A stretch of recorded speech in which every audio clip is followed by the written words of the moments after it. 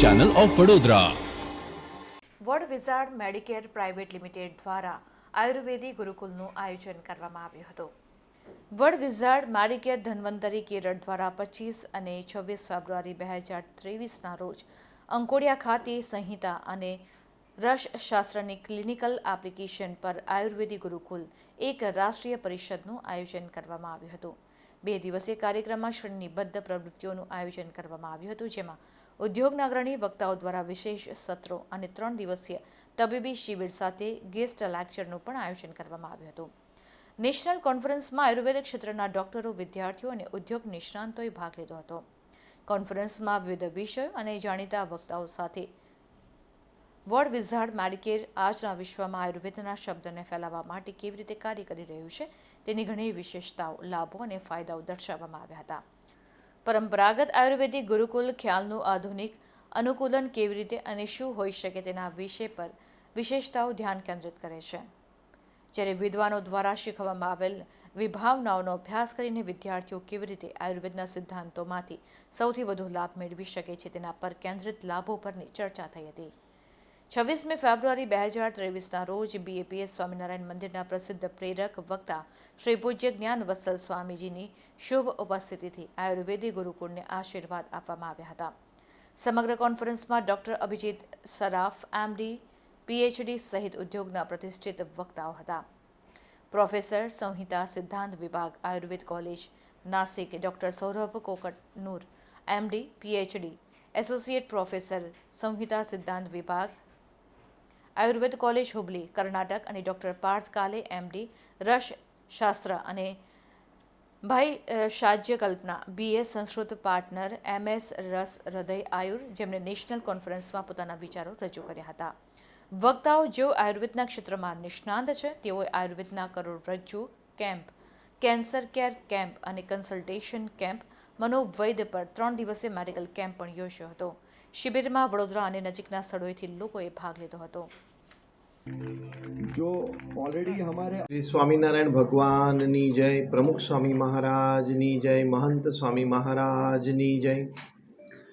આજે વડોદરા શહેરને અને આસપાસના ગ્રામીણ વિસ્તારોમાં એક ખૂબ ઉત્તમ લાભ થઈ રહ્યો છે। અહીંયા word wizard Medicare private limited દ્વારા આયુર્વેદિક યુનિટની શરૂઆત થઈ રહી છે, જે વિશ્વ પ્રસિદ્ધ કેરલા આયુર્વેદની પદ્ધતિ છે। એ પદ્ધતિ દ્વારા વર્ડ વિઝાર્ડમાં અનેક યુનિટ્સ છે, તેમાંથી આજે આ એક યુનિટની શુભ શરૂઆત થઈ રહી છે।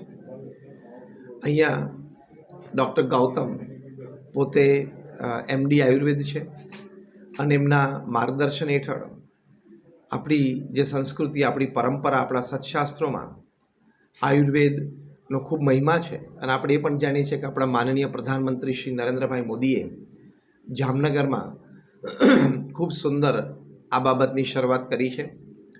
તો એ વાતને લઈને શ્રી યતીનભાઈ ગુપ્તે અને એમના પરિવારજનો અને સાથે સાથે એમનો તમામ સ્ટાફ, એમણે આની એક શરૂઆત કરી છે।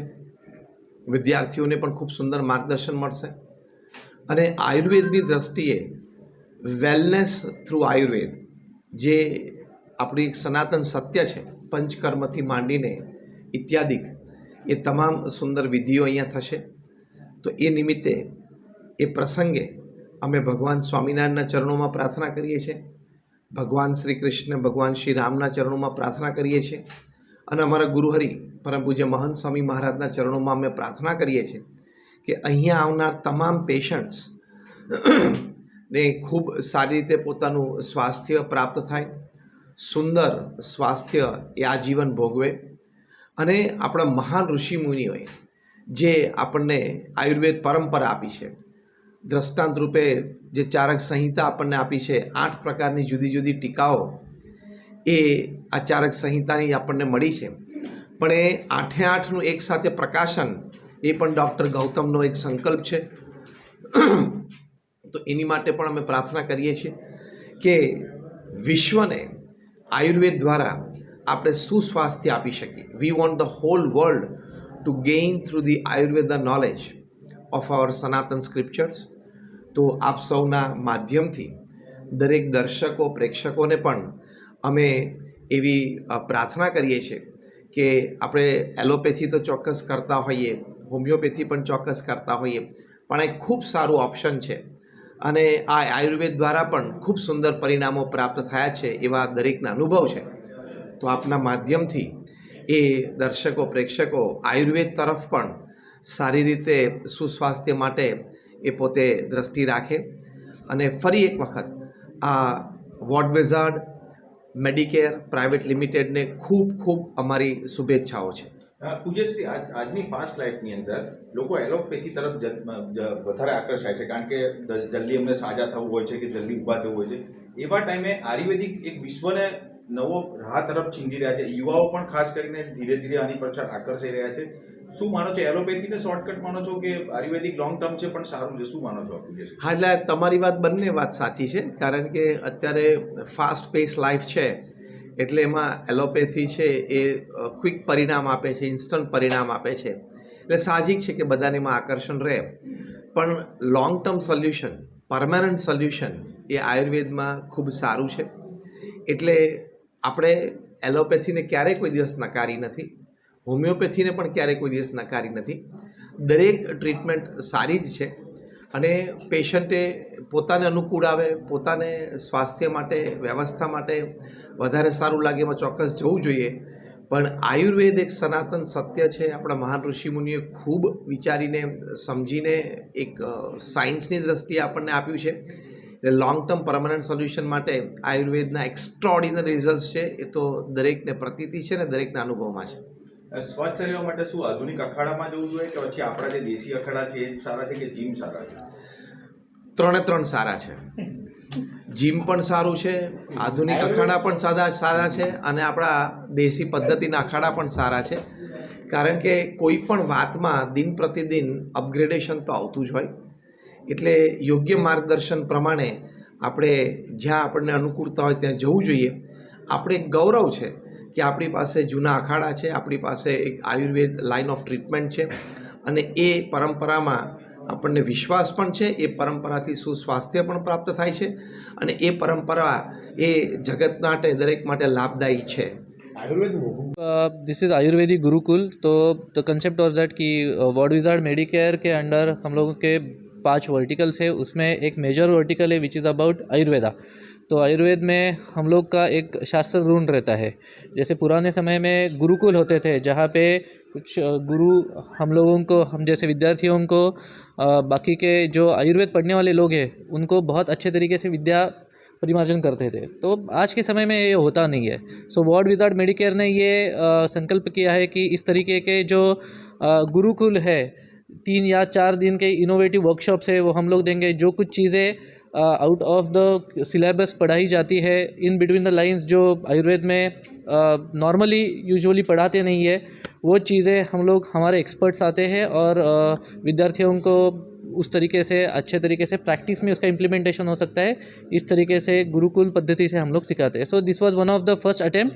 ऐसे गुरुकुल हम लोग हर साल 3 या 4 करने वाले हैं जिससे हम लोग मैक्सिमम कंट्रीब्यूशन दे सके आयुर्वेद के लिए.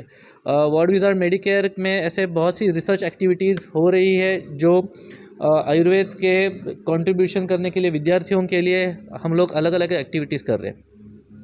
सर, 2 दिन में किन से गेस्ट ने पार्टिसिपेट किया और उसमें क्या बातचीत हुई? So Dr. Abhijit Saraf, he is one of the speakers on Charak.